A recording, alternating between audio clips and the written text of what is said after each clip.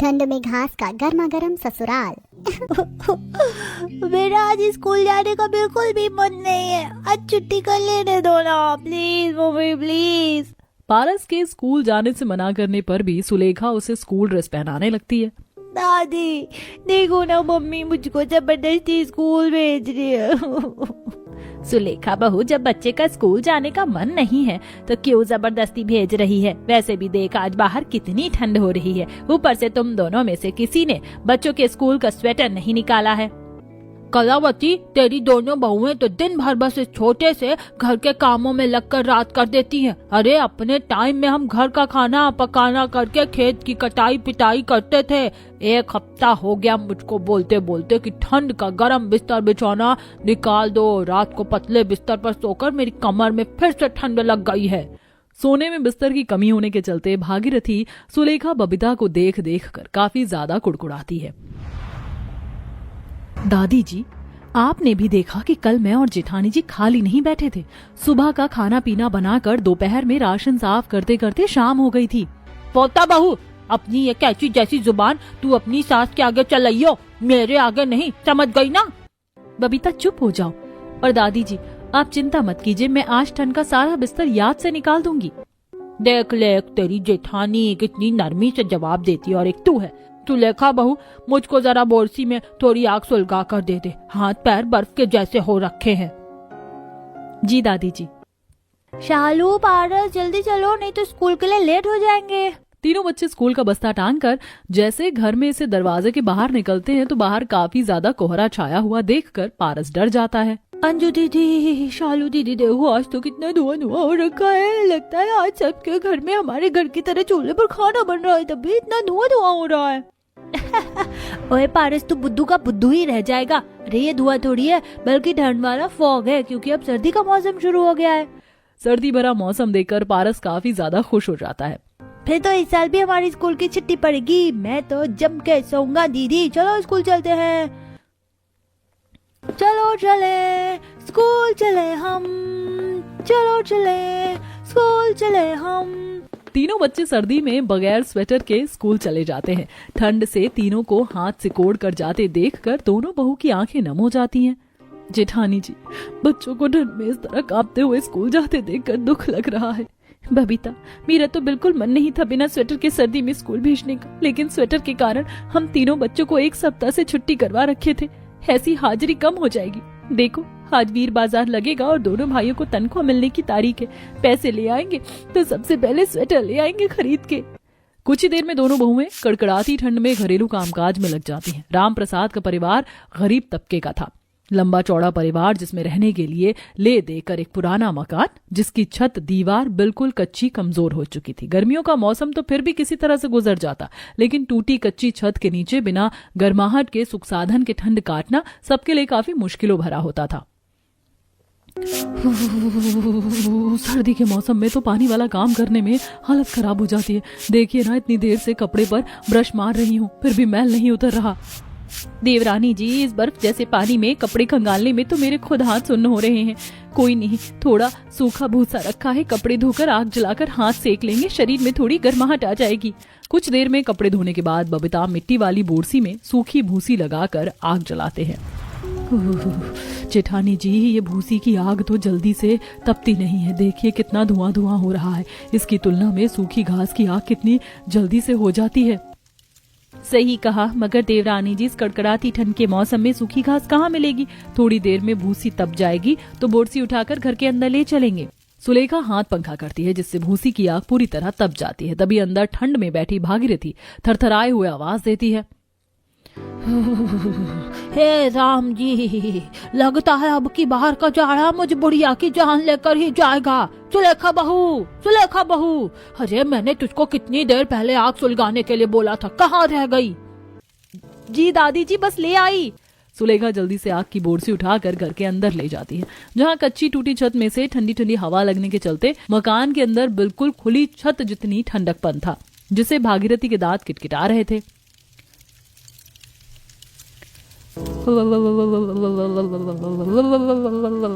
हे भगवान, ऐसी गरीबी भरी जिंदगी जीने से तो मौत अच्छी है।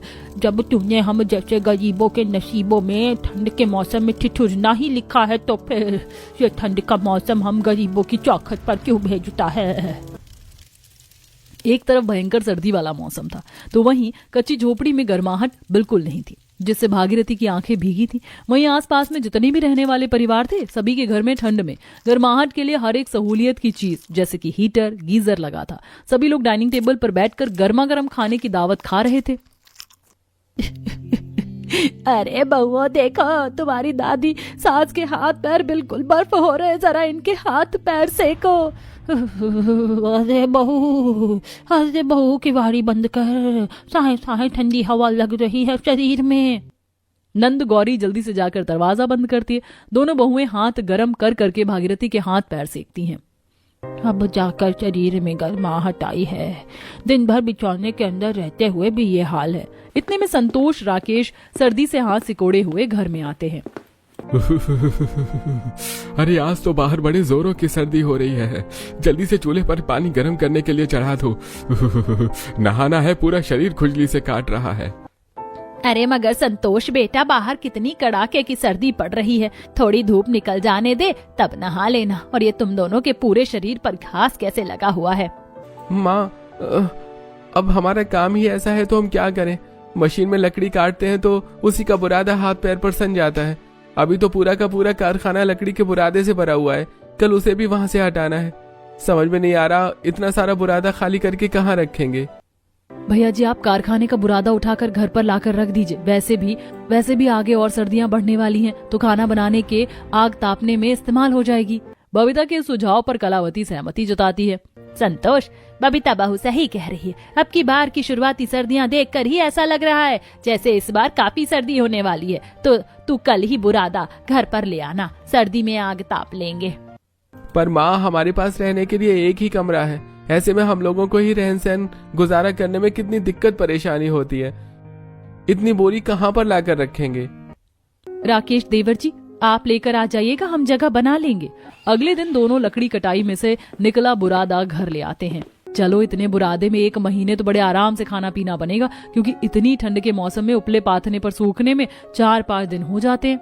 दोनों अभी बातें कर ही रही होती हैं, तभी बबीता पड़ोसियों की बालकनियों में सर्दी के कपड़े रजाई सूखते देखती है। जेठानी जी, सर्दियों के बिस्तर कपड़े निकाल कर धूप भी दिखा दिया, अब तो बस हम दोनों ही बच गए हैं।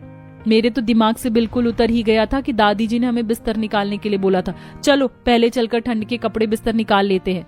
दोनों अब जल्दी से घर में आती हैं और छज्जे पर रखी हुई बिस्तर कपड़ों की बोरी को उतारती हैं। तभी दोनों बारी बारी जगह से एक कतरी हुई देखकर सुलेखा परेशान हो जाती है। हाय, मैं मर गई, इन करम जले चूहों ने दोनों बोरियां जगह जगह से काट दिया है। बस कैसे भी करके अंदर रखे कपड़े बिस्तर बच गए हों। डरते डरते सुलेखा रजाई वाली बोरी खोलने लगती है। तीनों बच्चे आंखें जमाकर खड़े थे। शालू दीदी, अंजू दीदी, आप दोनों को बोरी के अंदर से चू चू की आवाज आ रही है। हाँ, मुझको भी आवाज आई, लगता है चूहे ने बोरी के अंदर बच्चे कर दिए हैं। सुलेखा जैसी रजाई वाली बोरी खोलती है तो उसके अंदर काफी सारे छोटे छोटे चूहे के बच्चे होते हैं और गुदड़ी जगह जगह से कटी हुई थी, जिसके अंदर भरे भरे कपड़ों की कतरन बाहर निकल रही थी। तभी दुर्गंध से भागीरथी नाक भींच लेती है। राम राम, ये बिस्तर के बोरी से चूहे के पखाने जैसी दुर्गंध क्यों आ रही है? क्योंकि बड़ी दादी, बोरी के अंदर चूहे के बच्चे हैं। दादी जी, चूहे ने गुदरी काट दिया है। ये सुनकर भागीरथी गुस्से से बड़बड़ा उठती है। बेड़ा गर्क हो तुम दोनों बहू का। कोई भी चीज बंद करके रखने के बाद तुम दोनों को कभी खोल कर देखने का मन नहीं करता? किसी तरह इस गुदड़ी रजाई में सर्दी में सोने का थोड़ा तो सहारा था, अब तो लगता है बगैर बिस्तर के ही ठंड में यूं ही सोना पड़ेगा। बबीता रजाई के कुतरे हिस्से को देखती है, तभी उसके दिमाग में जुगाड़ सूझता है। दादी जी, आप परेशान मत होइए, मेरी एक कॉटन की साड़ी खराब हो गई है, मैं उसको जोड़कर रजाई ओढ़ने लायक बना दूंगी। बबीता जहां जहां से रजाई फटी होती है उस हिस्से को अपनी सूती की साड़ी लगाकर सिल देती है और साथ ही कुछ बेकार पड़ी साड़ियों का कवर बनाकर चढ़ा देती है। मगर उसे ओढ़कर भी गरीब ससुराल वालों की सर्दी नहीं रुकती। वहीं जैसे जैसे सर्दी भरी रात ढलती है, बर्फीली हवा दीवारों की दरार से घर में भरती है। मम्मा, इस बिस्तर में ठंड लग रही है, कुछ गर्म उड़ा दो। बेटा क्या दूं ओढ़ने को, कुछ भी नहीं है मेरे बच्चे। हे भगवान, पारस के हाथ पैर बिल्कुल बर्फ जितने ठंडे हैं। सुलेखा रोते हुए बच्चे के हाथ पैर रगड़ती है। इसी तरह ठंड में गरीब ससुराल की कश्मकश जारी थी। एक दिन सुबह सुबह रविंद्र राम प्रसाद के घर आते हैं। अरे ओ राम प्रसाद भाई, क्या हाल चाल है? क्या बात है, आजकल फसल की कटाई पिटाई छोड़कर घर पर बैठ गए? भाई बनिहारी का काम है ही नहीं, इसलिए घर ही बैठा हूँ। मुझ बूढ़े से ईंट सीमेंट भी तो नहीं उठाया जाता, वरना बेलदारी के काम में भी 250-300 दिहाड़ी मिल जाए। बस अभी तो दोनों बेटे ही पेट चला रहे हैं पूरे परिवार का। अरे महंगाई तो इतनी बढ़ती जा रही है, जितने की कमाई नहीं उससे ज्यादा का खर्चा है। वैसे मुझको अपने खेत के गेहूं कटवाने पिसवाने हैं। फसल पूरी तरह पक गई है, बस कटनी करनी है। जी ठीक है, कर दूंगा। बात बता दीजिएगा, कटाई कब से चालू करना है? अरे भाई तुम चाहो तो कल ही आकर कटाई शुरू कर दो। अगले दिन राम प्रसाद कड़कड़ाती ठंड में गेहूं की कटाई के लिए खेत में आता है, जहां पूरे खेत में गेहूं की सुनहरी बालियां लहलहा रही थी। वो हंसिये से गेहूं काटना शुरू करते वहीं खेत का मालिक खेत में बने सूखी घास की छावनी में बैठ जाता है। अरे हे राम जी, यारे ये ओस भरी गेहूं काटने में तो मेरे हाथ गलने को हो रहे हैं। कड़कड़ाती ओस भरी सर्दी में गेहूं काटने से घर आने के बाद राम प्रसाद को सर्दी लगने से बुखार चढ़ जाता है। अरे भाई, अरे कलावती रहने दो, बिछोना किस लिए उड़ा रही हो? आहा, मुझको खेत की कटाई करने जाना है। अरे पूरा बदन बुखार में तप रहा है, रात भर से सोए नहीं हो। खेत काटने आज नहीं जाना, शरीर में चलने की क्षमता नहीं, कैसे करोगे कटनी? कलावती, आज अगर मैं कटाई करने नहीं जाऊंगा तो कल के काम की दिहाड़ी मर जाएगी। अरे संतोष, राकेश बेटा, आज भर के लिए तुम दोनों जाकर खेत की कटाई कर दो। पिताजी, आज तो हम कारखाने की बिल्कुल भी छुट्टी नहीं कर सकते, क्योंकि कटाई के लिए गोदाम में लकड़ियां आ रखी हैं। अगर आज हमने छुट्टी मार ली तो सेठ हमारी तनख्वाह कटका देगा। चलो कोई बात नहीं, किसी बनिहारे को बोलकर अगर खेत की कटाई करवा दूंगा तो एक दिन के वही आधे से ज्यादा पैसे ले जाएगा। अपने ससुर राम प्रसाद को खेत की कटाई के लिए टेंशन में देखकर सुलेखा बोलती है, बाबूजी यदि आप कहें तो मैं और बबीता जाकर खेत की कटाई कर देंगे, क्योंकि गांव में जब बाबूजी खेती बाड़ी लगाते थे तो मैं उनके साथ खेती की कटाई करवाती थी। फिर तो समस्या ही कोई नहीं बहू, तुम दोनों काट देना फसल। घरेलू कामकाज खत्म करके दोनों भयंकर ठंड में खेत में जाकर गेहूं की कटनी पिटनी करके गेहूं की बालियां छुड़ाकर बोरी में भरती हैं। फसल पीटने का काम भी पूरा हो गया जेठानी जी, हमने सारी गेहूं तो बोरी में डाल दिया। अब इन सूखी बची घास का क्या करना है? मैं तो कहती हूँ इन पिटारी सूखी घास को अपने साथ घर ले चलते हैं। बबीता, हम ऐसे बगैर खेत के मालिक से पूछे इन सूखी घास को अपने साथ घर कैसे ले जा सकते हैं? क्या पता उन्हें इसका काम पड़े। तभी खेत का मालिक आकर कहता है, अरे भाई, ऐसे सूखी घास का रखकर कोई मुझे लाभ नहीं, मुझे तो अपना खेत खाली करवाना है। देख लो, तुम दोनों उठाकर ले जा सकते हो तो ले जाओ। मगर इन सूखी घास को इस तरह से कैसे उठाकर ले जाए? ऐसे तो पुले बिखर जाएंगे, इसे बांधने के लिए कुछ चाहिए होगा। तभी बबीता का जुगाड़ू दिमाग चलता है, जेठानी जी मेरे पास एक जुगाड़ है। इतना कहकर बबीता थोड़ी सूखी घास से चोटी गूंथ कर मजबूत रस्सी बनाकर 2 बड़े बोंझ में बांध देती है। काका, आप बस इन बोंझों को हमारे सर पर उठा दीजिए, हम लेकर चले जाएंगे। ये लो बेटिया। बहुत बहुत धन्यवाद काका, अब हम चलते हैं। कुछ देर में दोनों बहुएं घर आ जाती हैं, जहां उनकी कच्ची छत सर्दी के ओस से भीग कर चू रही थी। तीनों बच्चे बोरी ओढ़कर बैठे थे। भागीरथी फटी चादर में थरथरा रही थी और ससुर खटिया पर पड़ा कांप रहा था। पूरी छत चू रही थी। हे राम जी, अरे हम गरीबों का भी एक ऐसा दुर्भाग्य भरा नसीब है। ऐसे दर्द भरे मौसम में सर पर एक पक्की छत भी नहीं है। मम्मी मम्मी, तुम वहाँ कहीं ठंड से कपकपी लग रही है और ये बोरी बहुत ज्यादा चुभ रही है।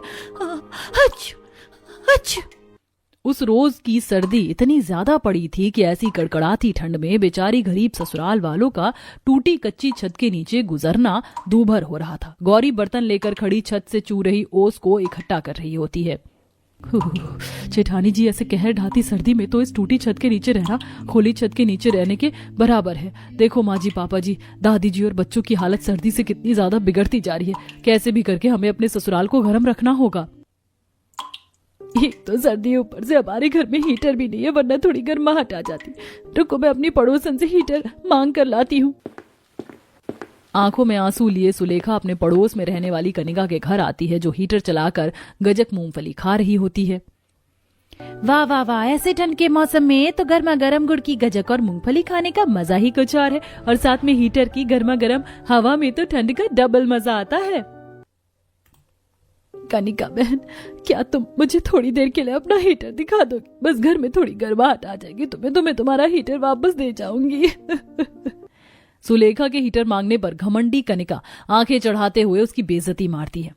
घर बसा नहीं, भिखारी पहले आ गए। सुलेखा, तुम्हें बिल्कुल भी शर्म नहीं लगती क्या? जब देखो मुंह उठाकर कुछ भी मांगने के लिए चली आती हो। और ये हीटर मैंने अपने इस्तेमाल के लिए खरीदा है, अपना घर गर्म रखने के लिए। तुम्हें अपने ससुराल को गर्मा गर्म रखना है तो अपने ससुराल में हीटर लगवा लो, और अगर औकात नहीं है तो फिर ठंड में ही सड़ते रहो। अब चलो जाओ यहाँ से। सुलेखा की गरीबी का ठट्ठा उड़ाकर कनिका उसे अपने घर से जाने को कह देती है। सुलेखा रोते हुए खाली हाथ घर वापस आती है। मम्मी मम्मी, तुम तो आंटी के पास से हीटर लाने गई थी, मेरे हाथ पैर बर्फ जितने ठंडे हो रहे हैं। बच्चों, आंटी ने हीटर नहीं दिया। जेठानी जी, दूसरों के आगे मिन्नत करने से अच्छा हमें खुद ही किसी भी तरह से अपने घर को गर्म रखना होगा। तभी बबीता का ध्यान सूखी घास पर जाता है, जिसे देख उसे जुगाड़ सूझता है। सुलेखा दीदी, ये सूखी घास भी तो गर्माहट पैदा करती है, क्यों ना हम अपनी टूटी छत पर इसकी छावनी लगा दें? इस सूखी घास से हमारी छत की सतह भी थोड़ी मोटी हो जाएगी। देवरानी जी, जुगाड़ तो काफी रहेगा। जब पहले के जमाने में पक्के घर मकान नहीं हुआ करते थे तो लोग मिट्टी और इसी तरह से सूखी घास फूस से घर बनाकर गर्माहट रखते थे। बबीता का सूखी घास से छत बनाकर ससुराल को गर्मा गर्म रखने का जुगाड़ सुलेखा को भी पसंद आता है। अब दोनों जल्दी से आंगन में आती हैं। सुलेखा मकान की छत पर लकड़ी की सीधी लगा देती है, जिस पर चढ़कर अब बबीता उन सूखी घास को लगाकर छत बनाती है। अभी ठंडी ठंडी बर्फीली हवा चलने लगती है, जिससे साड़ी की सारी सूखी घास सड़क जाती है। जेठानी जी, ये सूखी घास तो छत पर टिक नहीं पा रही है, ये जुगाड़ तो सोचे हाथ रह गया। देवरानी जी, इन सूखी घास के साइड में कुछ ईंट रखनी होगी, ईंट के भार से घास खिसकेगी नहीं। छत पर सूखी घास की मजबूत पकड़ चढ़ाने के लिए अब सुलेखा इधर उधर से ईंट चुनकर लाती है और बबीता को सीढ़ियों से पकड़ाती है। कुछ ही देर में छत को अच्छी तरीके से सूखी घास से ढककर बबीता घर में आती है। थोड़ी देर में सबको घर में काफी ज्यादा गरम गरम सा लगता है। अब जाकर मेरे शरीर की सिहरन कम हुई है, कितना गर्माहट लग रहा है। सचमुच बहू, दोनों ने बड़ा ही अच्छा जुगाड़ किया है। अब घर के अंदर कितना गरम गरम सा लग रहा है। अरे बहू, मैं तो कहती हूँ जिस तरह से तुम दोनों ने सूखी घास से छत सही कर दिया, इस खिड़की को भी बंद कर दो। अभी रात में साए साए बर्फ जैसी ठंडी ठंडी हवा आती है, रोम रोम कांप जाता है। जेठानी जी, वैसे अभी ठंड के मौसम में तो इस खिड़की को खोलकर रखने की आवश्यकता नहीं है, तो इस पर भी ये घास लगाकर बंद कर देते हैं। मगर ये सूखी घास इस खिड़की पर टिकाने के लिए लकड़ी भी चाहिए होगा। तभी गौरी बाहर से एक लकड़ी का ठोस फट्टा लेकर आती है। भाभी देखिए, इस लकड़ी से काम बन पाएगा तो इसे इस्तेमाल कर लीजिए। अब दोनों बहू काफी सारी सूखी घास पर उस लकड़ी के फट्टे का चौपाया बनाकर खिड़की के चारों तरफ बांध देती हैं, जिससे अब ठंड से ठंडी हवा घर के अंदर पास नहीं होती। रात में जब दोनों भाई काम पर से आते हैं तो घर को इतना गर्म देखकर सुकून की सांस बढ़ाते हैं। क्या बात है, आज तो घर के अंदर बिल्कुल भी सर्दी नहीं लग रही है। हीटर चला रखा है क्या? पापा पापा, हमारे घर में हीटर थोड़ी है जो हीटर चला गई, तो मम्मी और चाची के जुगाड़ से घर में गर्माहट है। अच्छा भाई, ऐसा भी क्या जुगाड़ लगाया हमारी बीवियों ने? संतोष के पूछने पर कलावती उसे सूखी घास से खिड़की और छत को ठीक किया दिखाती है। बेटा, आज बड़ी जोरों की ठंड पड़ी थी, हम सबका शरीर कठोर हो गया था सर्दी के मारे। तब बहू ने कैसे कैसे जुगाड़ करके सूखी घास से घर की ठंडक दूर की है। क्या बात है, हमारी जुगाड़ू बीवियों का तो जवाब नहीं। हर मसले का कोई ना कोई तोड़ निकाल ही लेती हैं। अजी, अभी तो हमने छत और खिड़की सही कर दिया, लेकिन आप लोग कैसे भी 1-2 कंबल खरीद कर ले आओ, बिस्तर की बड़ी कमी है। बस 1-2 दिन रुक जाओ। हाँ, 1-2 दिन में तनख्वाह मिलने वाली है, फिर ले आएंगे। इसी तरह से समय गुजरता है। ससुराल के अंदर गर्म बिस्तर न होने के चलते सभी सदस्यों की ठंड में थरथर कांपते हुए गुजरती है। एक सुबह सुबह सुलेखा बिस्तर झाड़ रही होती है तो उसमें से काफी ज्यादा धूल मिट्टी निकलती है। ये बिस्तर तो काफी ज्यादा गंदा हो गया है। गंदगी की वजह से ये बिस्तर बर्फ जितना ठंडा रहता है। जेठानी जी, मैं तो कहती हूँ इस बिस्तर को धोकर सूखने के लिए डाल देते हैं। देखिए, आज धूप भी कर्री निकल रखी है।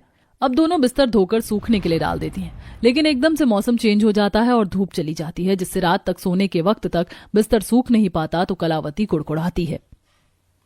बहुओं, तुम दोनों को क्या जरूरत थी इतनी ठंड के मौसम में भी बिछौना धोने की? इस एक पतली चटाई पर ठंड में कैसे सोया जाएगा? जमीन ठंड से बर्फ की सिल्ली जितनी ठंडी है। माँ जी हमने तो धूप देख कर ही बिस्तर धोया था, पर धूप मुरझा गई, इसीलिए सूखा नहीं। हम कुछ जुगाड़ करते हैं। जैसे कि तुम दोनों जुगाड़ करके गर्मा गर्म मखमली रजाई बना लोगी हमारे सोने को, जब देखो दोनों पैतरा बचियाती हैं। सब लोग ठंड में बिस्तर लगने का इंतजार करने लगते हैं। तभी बबीता रसोई में से खाना बनाने के लिए रखा हुआ सूखा घास को उठाकर लाती है और जमीन पर बिछाकर मोटा बिस्तर कर देती है। आज के लिए आप लोग इस सूखी घास पर सो जाइए, कल कैसे भी करके हम बिस्तर सुखा देंगे। बस अब तो इन दोनों बहू के राज में सूखी घास पर ही सोना बाकी रह गया था। कुड़कुड़ाते हुए भागीरथी घास के बिस्तर पर सो जाती है। तभी पारस, मम्मा इस पतली चादर में ठंडी ठंडी लग रही है, कुछ ओढ़ने को दे दो। और तो कुछ ओढ़ने को बचा भी नहीं है, क्या दूं? क्यों ना मैं सूखी घास चादर के ऊपर से सटा दूं तो सबको गर्माहट में अच्छी तरीके से नींद आ जाएगी। सुलेखा अब सबकी चादर पर सूखी घास लगा देती है। घास पूरी तरह सूखी होने की वजह से वो चादर पर अच्छे से चिपक जाती है, जिससे कि पूरा परिवार ठंड में गरम गरम घास के बिस्तर में सुकून से सोता है। अरे रात को जमीन पर सोने में जरा सी भी ठंड नहीं लगी। ऐसा लग रहा था जैसे नरम गरम रजाई ओढ़ रखी हो। अरे रजाई नहीं, आंखें खोलकर देखो, सभी के चादर पर सूखी घास साट रखी है। माँ जी मैंने सभी के चादर पर ये सूखी घास लगाई है, तभी चादर इतना गर्म कर रहा था। बहुओं तुम दोनों का ये जुगाड़ काफी जोरदार वाला था। रात में मेरी एक बार भी ठंड से आंख नहीं खुली और ये सूखी घास का बिस्तर बिल्कुल मुलायम था, चुभ नहीं रहा था। आज से इसी तरह से ये सूखी घास का बिस्तर लगाना। इसी तरह से दोनों बहुएं ठंड में अपने ससुराल को सूखी घास से गर्म रखती हैं। ऐसे ही एक दिन सुबह सुबह सुलेखा चूल्हा पोत रही होती है तो रसोई के छत से एकदम से मिट्टी का ढेला टूटकर गिरता है। जेठानी जी आप ठीक तो हैं? हाँ मैं ठीक हूँ। आज तो बाल बाल बच गई। रसोई की छत से मिट्टी झड़ कर इसकी छत की ढलान बिल्कुल पतली हो गई, कहीं किसी दिन धंस ना जाए, वरना इस ठंड के मौसम में हमें खुली रसोई में खाना पीना बनाना पड़ेगा। वैसे ईंधन भी खत्म हो गया है, जंगल में लकड़ियां बीनने तो जाना पड़ेगा, तो आते वक्त सूखी घास वगैरह लेते आएंगे। अब दोनों सर पर टोकरी लेकर ईंधन लाने के लिए ठंड में जंगल में आ जाती हैं। चारों तरफ बर्फीली हवा चल रही थी, सारी की सारी घास ओस से भीगी हुई थी। पेड़ पत्ते ठंड के सुहावने मौसम में झमाझम झूम रहे थे। वहीं अंजीर के पेड़ पके पके अंजीर से लदे हुए थे। जंगल के कुछ भाग में सफेद सफेद महुआ चू चू कर गिर रहे थे, जिसको देखकर दोनों खुश हो जाती हैं। जेठानी जी देखिए इस पेड़ पर कितनी सारी अंजीर की बारियां लगी है। ठंड के मौसम में अंजीर फल खाने में शरीर में गर्माहट मिलती है। और ठंड के मौसम में तो अंजीर काफी महंगे मिलते हैं, लेकिन हमें तो इस जंगल में फ्री में मिल रहे हैं, चलो इसे चुन लेते हैं। दोनों जुगाड़ू बहुएं सारे पके हुए अंजीर और ताजा महुआ को चुन लेती हैं। बबीता हम तो लकड़ी बीनने के लिए जंगल में आए थे, लेकिन यहाँ पर तो एक भी सूखी लकड़ी दिख नहीं रही। बिना सूखी लकड़ी के हम खाना पीना कैसे बनाएंगे? दीदी थोड़ा आगे चलकर देख लेते हैं, क्या पता वहाँ पर थोड़ी सूखी लकड़ियाँ मिल जाएं। लकड़ी की तलाश में दोनों जंगल के घने हिस्से में आ जाती हैं, जहां भयंकर ठंड से काफी ज्यादा ओस और कोहरा छाया हुआ था। थोड़ी दूरी पर जंगल खत्म होकर चेवर शुरू हो जाता है, जहां काफी सारे खेत खाली पड़े हुए थे, जिनके अंदर लंबी लंबी घास उपज कर सूख चुकी थी। जेठानी जी खेत में तो कितनी सारी सूखी सूखी घास है, अगर इन्हें काटा जाए तो 5-6 बाजे घास निकल जाएगा। इतना कि हमारे पूरी ठंड के मौसम में खाना पीना बनाने का जुगाड़ हो जाएगा। और इस सूखी घास की आंच भी बहुत ही धाए धाए लहकती है और आग तपने के भी काम आएगा।